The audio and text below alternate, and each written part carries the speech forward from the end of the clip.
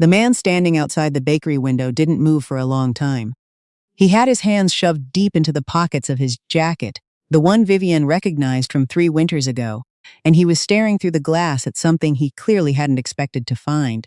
The morning rush was in full swing. Her staff was moving fast behind the counter, the espresso machine was going, the display case was almost half empty already, and he just stood there on the sidewalk in the February cold, watching. Vivienne Marlowe noticed him at 8:47 a.m. She didn't go to the window. She didn't wave. She turned back to the tray she was carrying and set it down on the counter and told herself to breathe, and then she went back to work, because that was the thing about the life she'd built. It didn't stop for anyone. Not even him. 3 years earlier, Vivienne had been a different woman in a different life. She was 31 then, living in a 2-bedroom rental in Barrie, Ontario, with a husband named Seth and a daughter named Phoebe who had just turned 4. The apartment was fine. It was clean. It had a decent yard for Phoebe to run around in. The neighbors were quiet, but fine was about the best thing you could say about it. And Vivienne had spent a long time telling herself that fine was enough. Seth had a way of making her feel like she should be grateful for fine. He wasn't the kind of man who raised his voice. He was worse than that, actually. He was the kind of man who stayed very calm while he dismantled everything around him. He had an answer for everything. When Vivienne mentioned going back to work after Phoebe's first year, Seth had said, very reasonably, that childcare in Barrie wasn't cheap, that her old salary wouldn't cover much after costs, that it made more sense for her to stay home. When she talked about the baking classes she used to take on weekends, before Phoebe, before the wedding, he'd said, also very reasonably, that it was a nice hobby but not exactly practical. When she brought up the small business loan she'd just looked into, hadn't even filled out the form, he'd laughed, not cruelly, just like it was a little bit funny, the idea of Vivienne running a business. She stopped bringing things up after a while. The money was always Seth's. He had a good job in logistics, made decent money, handled the accounts. Vivienne had a joint account she could use for groceries and household things. And she had a small amount that came in from her mother's estate that she'd put away years ago and never touched. Seth didn't know about that account. It had never come up, and she'd never thought much about it. It just sat there, quietly, like something she was saving for a reason she hadn't figured out yet. In March of that year, Phoebe got a cold that turned into an ear infection, and they spent 2 nights with very little sleep, Vivienne up with her both times, Seth sleeping through it, 'cause he had an early meeting. On the 3rd day, when Phoebe finally went down for a nap and the apartment was quiet, Vivienne sat at the kitchen table with a cold cup of tea and looked around at the life she was in, and something shifted. She couldn't have named it then. It wasn't dramatic. It was just a feeling like a door she'd been leaning against suddenly wasn't there anymore. She called her friend Dana that afternoon, the first real conversation they'd had in months. Dana asked how she was doing, and Vivienne said, I think I need to figure something out, and Dana said, yeah, I've been thinking that too. She didn't say anything to Seth that night, or the next week. She just started paying attention differently. She noticed how often he interrupted her. She noticed how he spoke to her in front of Phoebe. Not badly, not yelling, just slightly dismissive, the way you'd talk to someone whose job is to agree with you. She noticed that she'd stopped having opinions about restaurants, about movies, about what she wanted for her birthday, because it was easier to just go with whatever Seth said. She noticed that Phoebe, at 4 years old, already went to Seth first when she wanted to show someone something she'd drawn, and Vivienne didn't know exactly when she'd become the second choice in her own home. The conversation happened in April on a Saturday, after Phoebe was in bed. Vivienne had made tea. She'd been thinking about how to say it for 2 weeks, and she'd decided to be direct. To say that she wanted to go back to work part-time, that she'd found a spot at a bakery supply store that would work around Phoebe's schedule, that she needed something of her own.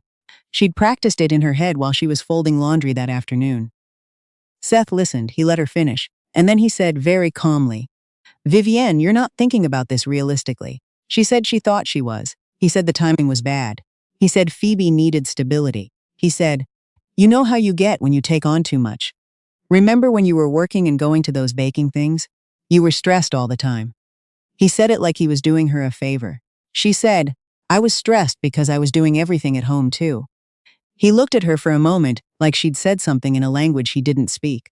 Then he said, I just don't want you to set yourself up for failure. She went to bed that night and lay in the dark and thought, for the first time, clearly, I don't want to live like this anymore. She didn't say anything else about the job. But she started making a plan. It took her 6 weeks to get everything organized quietly. She talked to Dana. She called her old contact at a bakery in Barrie. She'd done a short course with years back. She looked into affordable commercial kitchen rentals. She made a spreadsheet. She opened a separate account, just to have one. She put nothing in it yet. She just wanted to see what it felt like to have something that was only hers. In June, she told Seth she wanted to separate. He hadn't seen it coming. She watched his face go through several things: confusion, then something harder, then the careful calm he always retreated to. "You're not serious," he said. "I am," she said. "Where are you going to go?" he said. "You have no money, Vivienne. You have no job. You have a 4-year-old. I know," she said. "This is ridiculous," he said. "You'll come back in 2 weeks." He said a few more things that night, and then later, through texts and one phone call from his mother, which Vivienne did not pick up. The separation moved quickly. Seth hired a lawyer, moved to be closer to his brother in Orangeville, and agreed to pay child support, partly Vivienne suspected, because it was cleaner than a fight. He got Phoebe every other weekend. The rental was in both their names. She found a smaller place in town and moved out in August with Phoebe, a secondhand couch, and most of the kitchen equipment because Seth didn't cook and said she could have it. She had $340 in the account Seth didn't know about. She had the small inheritance from her mother, $200, which she hadn't touched in 7 years. She had a 4-year-old who asked for her dad every night for the first 2 weeks, and then, with the resilience of small children, started asking for her stuffed moose instead. She had Dana, who brought over a casserole the first Sunday and didn't make a big thing of it, just put it in the fridge and sat with her on the second-hand couch and watched a show they'd both already seen. And she had an idea she'd been carrying around for 3 years, that she'd push down every time Seth looked at her like it was a little bit funny. She started with the farmer's market. It wasn't glamorous. She got up at 4 in the morning on Saturdays, baked in the rental kitchen until 6:30, loaded everything into her hatchback, with Phoebe half asleep in the back seat, and set up a folding table with a tablecloth she'd bought at the dollar store. She sold butter tarts, classic, with raisins, because she'd read somewhere that this was the original argument, and also pecan squares, and a brown butter shortbread she'd been perfecting in the evenings after Phoebe went to bed. The first Saturday, she made $87 and went home feeling like she'd won something. She told Phoebe, who said, "Did you bring any left?" and ate a broken tart on the drive home and declared it, "Really, really good, Mom," in a way that Vivienne knew was genuine because Phoebe was not yet old enough to be diplomatic. By the 3rd weekend, she had regulars. By the 6th weekend, she had a waiting list for her Christmas boxes. A woman named Carol, actually a repeat customer, not someone from the list, told her she should think about wholesale because her friend owned a cafe in Collingwood and was always looking for local suppliers. Vivienne drove up to Collingwood on a Tuesday with 12 sample boxes and a spreadsheet she'd made the night before with pricing and minimum order quantities. The cafe owner tasted everything and said yes to 4 items on the spot. She called Dana on the drive home and cried a little, mostly from relief, because until that moment some part of her had been waiting for someone to tell her she was being unrealistic.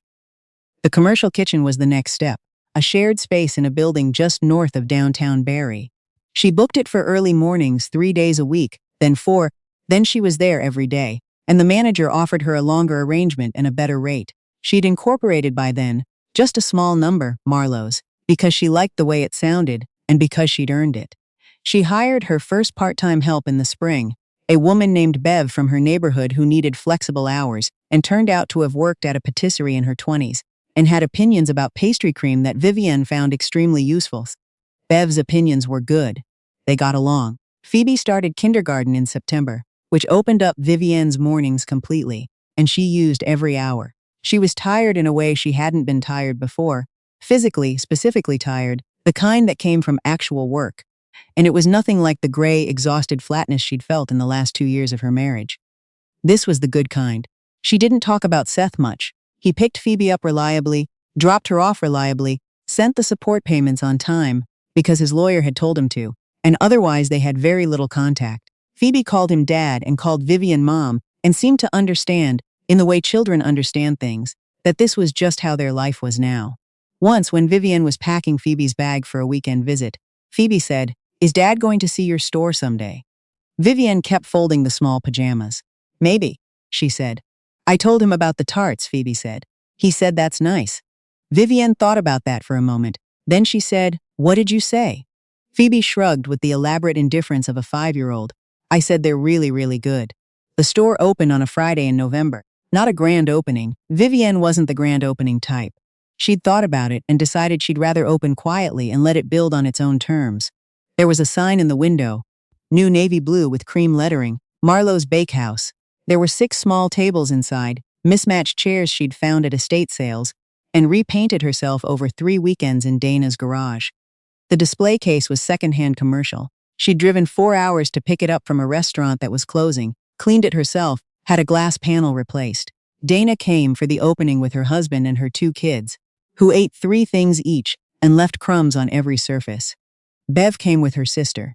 A few of the farmers market regulars showed up because they'd seen the sign go up in the window over the past weeks and had been following the progress.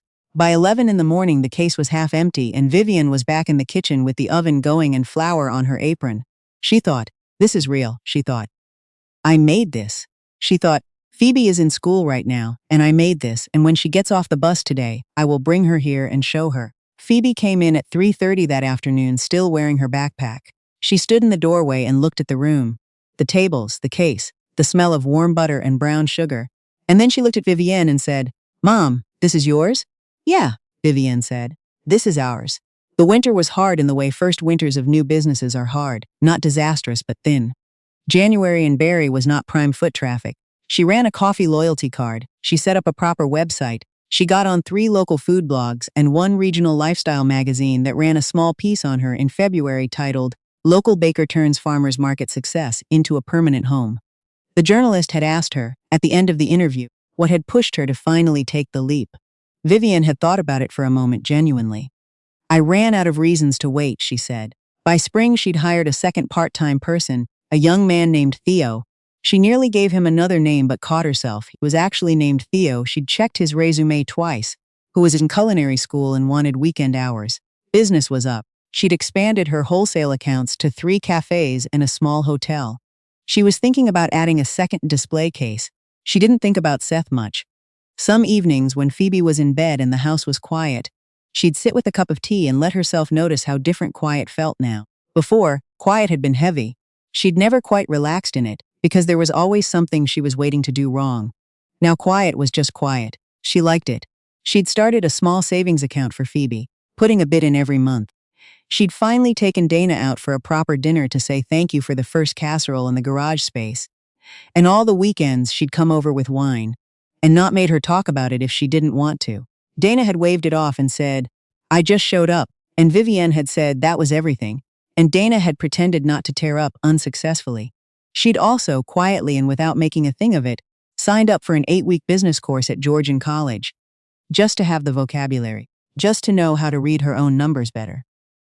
The instructor had mentioned, in the 3rd class, that the biggest mistake small business owners made was not trusting their own instincts, because they were waiting for someone to validate them first. Vivienne had written that down, and so on a Thursday morning in February at 8:47 a.m., Vivienne Marlowe was carrying a tray of butter tarts to the display case when she looked up and saw Seth standing outside on the sidewalk. He looked, not bad exactly, a little older. The jacket was the same one. He was standing the way he used to stand when he was trying to work something out. Hands in his pockets, slightly still, slightly separate from whatever was happening around him. There were people moving past him on the sidewalk, the usual morning crowd, and he wasn't moving at all. He was looking at her store. She stood there for a moment with the tray in her hands, and she felt several things move through her quickly. The old reflex of anxiety, and then something else, something quieter, that she recognized after a second as the absence of anxiety. She wasn't afraid of him being there. She wasn't even angry, which surprised her a little. She was just present, in her store on a Thursday morning, with a tray of tarts and Bev behind her asking if she wanted the second batch out yet. 2 more minutes, she called back and set the tray in the case. She didn't go to the window. There wasn't anything to say. Whatever Seth had thought he would see when he came to Barrie that morning, and she didn't know what that was, didn't need to know. She hoped he had seen it clearly. The store, full and warm and working, her name above the door. She went back to the kitchen. Bev was pulling the second tray out of the oven. The smell of brown butter filled the room. Everything okay? Bev said, in the casual way Bev had of asking things she didn't need to make into a conversation. Yeah, Vivienne said. Everything's good. She tied her apron back and started on the next order, because there was a lot of day still ahead of her, and it was hers, all of it, every hour of it, and she wasn't going to waste a single one. At 3:30, Phoebe came through the door still wearing her backpack, the way she always did, because she came straight from the bus stop every day. Now that Vivienne's store was on the way, she climbed up onto the stool behind the counter, her stool the one they designated hers, and dropped her backpack on the floor and said, "Can I have one?" "One," Vivienne said. Phoebe took a butter tart from the small plate Vivienne put in front of her and ate it in 3 bites, and licked her thumb and said, "Really, really good, Mom. Like always." Vivienne smiled. Outside, the February light was going gold and thin across the street, the way it did in late afternoon in Ontario when the cold was real, but the worst of winter was starting to finally loosen its grip. A few people passed the window. The door opened and someone came in for a coffee in a square. The espresso machine went. Phoebe was already pulling out her homework, her tongue between her teeth, pencil in hand. Vivienne watched her for a second. Her daughter, her serious little person, making herself at home in the place they'd built, and felt something settle in her chest the way it sometimes did in the late afternoon, in this room, at this hour. She thought, "This is what I was waiting for. Not the store, not the success, or the wholesale accounts, or the magazine piece, or the savings she was finally building. Not even the proof that she'd been right. Just this. Phoebe on her stool, doing homework at the counter, in a warm room that smelled like brown butter, in a life that nobody had handed her and nobody could take back. That was the thing about building something yourself, from the beginning. From a folding table and a dollar store tablecloth, and $340 in an account no one else knew about. It was yours in a way nothing else ever quite was.